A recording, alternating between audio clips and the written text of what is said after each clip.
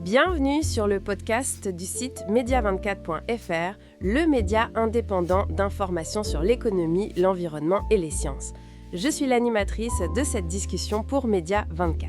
Et je suis le spécialiste des sciences, invité aujourd'hui par Média24, prêt à explorer ce sujet avec vous. Alors aujourd'hui, on va plonger dans une histoire scientifique assez étonnante.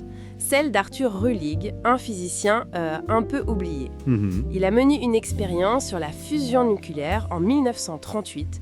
Et ce qui est incroyable, c'est que ces résultats, jugés bizarres à l'époque, ils viennent d'être confirmés, presque 90 ans plus tard. Oui, c'est une histoire fascinante sur la science, sur la validation et parfois sur l'oubli aussi, pendant des décennies. Exactement. Alors, pour bien comprendre, retournons en 1938.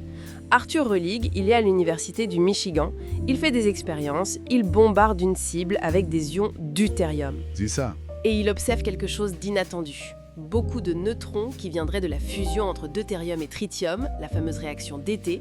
Surtout, il parle de réaction secondaire en vol, une production très élevée selon lui. Oui, et c'était ça lui. À l'époque, obtenir une fusion d'été aussi, disons, facilement, ça paraissait vraiment contre-intuitif. Pourquoi exactement ? Pour plusieurs raisons. D'abord, les connaissances théoriques étaient moins avancées. Et surtout, les outils de détection, c'était très rudimentaire. Ah oui. La réaction d'été, elle fusionne un deutérium et un tritium, ça libère un neutron et un noyau d'hélium. Mais mesurer ça précisément en 1938, compliqué. Et ces réactions secondaires en vol, c'était quoi son idée ? En gros, c'était que les particules créées, comme les tritons, pouvaient elles-mêmes fusionner avec d'autres noyaux en traversant la cible. Mais ces mesures quantitatives, le nombre de neutrons qu'il annonçait, ça a été reçu avec beaucoup de scepticisme. D'accord. Et là, bond de 88 ans dans le temps, le laboratoire de Los Alamos et le triangle Universities Nuclear Laboratory, ils décident de refaire l'expérience. Tout à fait. L'objectif était clair, recréer les conditions du Rühlig, mais avec tout l'attirail moderne. C'est-à-dire ? Des détecteurs ultra précis, des simulations sur ordinateur très poussées, un contrôle parfait des faisceaux d'ions, bref, la totale. Et alors, le résultat ? Le verdict est assez net. Qualitativement, sur le fond, Rühlig avait vu juste. Le taux de fusion d'été dans ces conditions très spécifiques à basse énergie, il est bien plus élevé qu'on le pensait classiquement. Donc son intuition était bonne, mais les chiffres étaient faux à cause des instruments. C'est un peu ça ? C'est tout à fait ça. Son intuition physique était correcte. La surestimation quantitative, elle, s'explique parfaitement par les limites techniques de 1938. C'est même assez logique. C'est une belle réhabilitation pour lui finalement. Oui, et l'étude récente ne fait pas que ça. Elle nous aide aussi à mieux comprendre un paramètre technique assez pointu, les pouvoirs d'arrêt des tritons à basse énergie. Les pouvoirs d'arrêt, qu'est-ce que c'est ? En simple, ça décrit comment un triton, ce noyau de tritium, perd son énergie quand il traverse la matière, avant potentiellement de pouvoir fusionner. D'accord. Et en quoi c'est important de savoir ça ? Si on comprend mieux comment il ralentit, on peut mieux estimer la distance sur laquelle il y a une chance de provoquer une fusion. C'est très technique, mais... Mais ça a des applications concrètes aujourd'hui. Exactement. C'est là que ça devient intéressant. Comprendre ça, même à partir d'une expérience de 1938 sur des basses énergies, ça aide aujourd'hui à concevoir les toutes petites cibles utilisées dans des machines géantes comme le National Ignition Facility, le NIF. Le NIF qui vise l'ignition, la fusion en temps entretenu. Précisément. Donc un lien direct entre une vieille expérience un peu oubliée et la pointe de la recherche actuelle sur l'énergie de fusion. Incroyable. Et il y a aussi un lien historique avec le projet Manhattan, non ? Absolument. Les données sur les sections efficaces, en gros la probabilité qu'une réaction de fusion se produise, même les premières estimations, un peu imprécises comme celles de Rühlig ou d'autres, Oui. elles ont été fondamentales pour les calculs du projet Manhattan. Et ensuite pour tout le développement du nucléaire, qu'il soit militaire ou civil.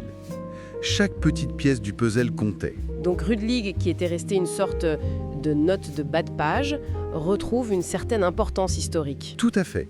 Son article de 1938 était très court, manquait de détails, ce qui a contribué à la perplexité, mais cette nouvelle étude valide son intuition majeure. Oui, la fusion d'été est possible, et même probable, à basse énergie, si on rapproche suffisamment les noyaux. Il avait raison sur le fond. Mark Chadwick de Los Alamos le dit très bien. Il faut reconnaître Rudlig comme un acteur, un contributeur significatif à l'histoire de la fusion. Et tout ça, bien sûr, ça résonne avec les enjeux énergétiques actuels. La fusion nucléaire, ça reste ce grand espoir. Oui, l'espoir d'une énergie propre, sans gaz à effet de serre, avec peu de déchets radioactifs de longue vie et utilisant des combustibles quasi inépuisables comme le deutérium qu'on trouve dans l'eau de mer. Et comment cette réévaluation des travaux de Rudlig s'insère dans cette quête ? Eh bien, ces recherches fondamentales, même en revisitant le passé, elles permettent d'affiner nos modèles. Les simulations numériques qui essaient de prédire comment le plasma va se comporter dans des machines comme ITER, ici en France, ou comme le projet Spark, aux États-Unis. Elles deviennent plus précises. Voilà.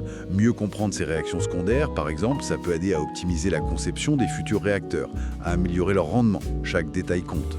Pour résumer, cette histoire, c'est donc la validation, tardive mais nette, des travaux pionniers d'Arthur Rudlig sur la fusion d'été. C'est ça. Et ça montre que même des données anciennes, issues d'expériences menées avec les moyens du bord de l'époque, peuvent encore nous apprendre des choses utiles pour la recherche de pointe aujourd'hui.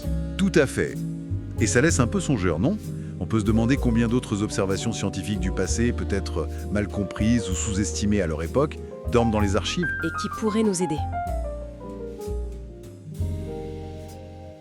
Qui sait ? Peut-être qu'elles contiennent des clés pour certains de nos défis technologiques actuels.